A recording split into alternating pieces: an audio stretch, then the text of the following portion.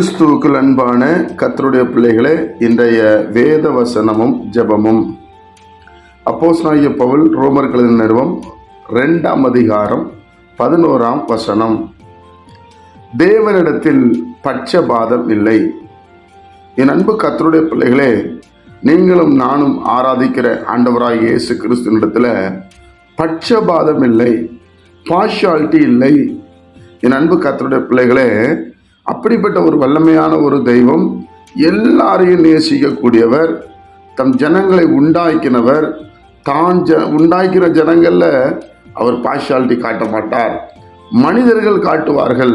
பிடித்த பிள்ளையை விரும்புவார்கள், பிடித்த வேலைக்காரனை விரும்புவார்கள். இது மனிதனுடைய சுபாவம்.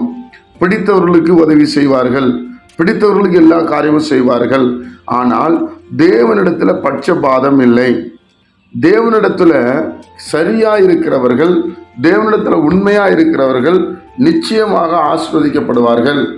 பாவம் செய்து தேவனுக்கு பிரியமில்லாத செய்தால் கட்டாயம் தேவனுடைய பிள்ளைகளே, தேவனுடைய கோபாக்கின நம்ம மேல வரும்.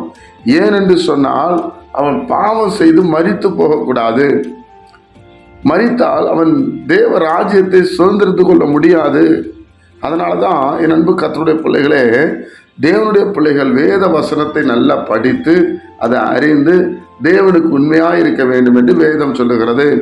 அவற்றை பார்ஷியாலிட்டி கிடையாது, பட்சபாதம் இல்லாத ஒரு தெய்வம். எல்லாரையும், அதனால தான் நல்லோர் மேலும் தீயோர் மேலும் மழையை வருஷிக்க பண்ணுகிறார். தேவனுடைய பிள்ளைகளே, அப்போ அவங்க உணவு அளிப்பதற்கு தேவனுடைய பிள்ளைகளே பல காரியங்களுக்கு அவர் உதவி செய்கிறார். எதற்காக தெரியுமா? நாம ரட்சிக்கப்படணும், நாம நல்லா இருக்கணும் என்று தேவன் விரும்புகிறார். அதனால நல்ல தேவனுடைய பிள்ளைகள்லாம் நீங்க கவனிச்சு கொள்ளுங்க. ஆண்டவர்கிட்ட பட்சபாதமே கிடையாது. என்னே கைவிட்டுட்டாரு, என்னைய நேசிக்கலையே, அவர் வஞ்சகமா, அப்படிலாம் நீங்க ஒரு நாளும் சொல்லாதீங்க. நம்மளுடைய தவறுதலினாலே தான், நம்முடைய மீறுதல்கள்னால தான் சில நேரங்களில் சில ஆசீர்வாதங்கள் தடைப்பட்டு இருக்கும், சில பலவீனங்கள் வந்திருக்கும், சில போராட்டங்கள் இருக்கும். ஆனால் தேவன் அதை நமக்கு அனுமதிப்பதில்லை.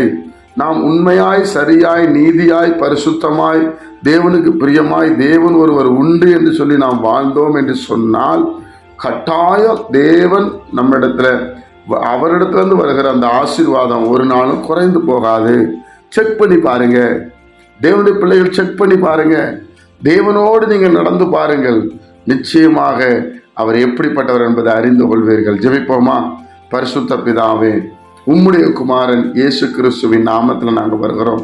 உம்முடைய குமாரன் மூலமாய் எங்களுக்கு பாராட்டின கிருபைக்காக நாங்கள் உமக்கு நன்றி சொல்லுகிறோம். ஆண்டவரே, இந்த நாள் கேட்கிற ஒவ்வொரு பிள்ளைகளையும் நீர் ஆசீர்வதியும். நீர் எங்களை நேசிக்கிறீர் என்பதை நாங்கள் அறிந்திருக்கிறோப்பா. குறைகள் குற்றங்களை மன்னியும், தொடர்ந்து உடைய வழியிலே நடக்க எங்களுக்கு கிருபை செய்யும். எங்கள் ஆண்டவராய் இயேசு மூலம் ஜெபிக்கிறோம் பிதாவே, ஆமென்.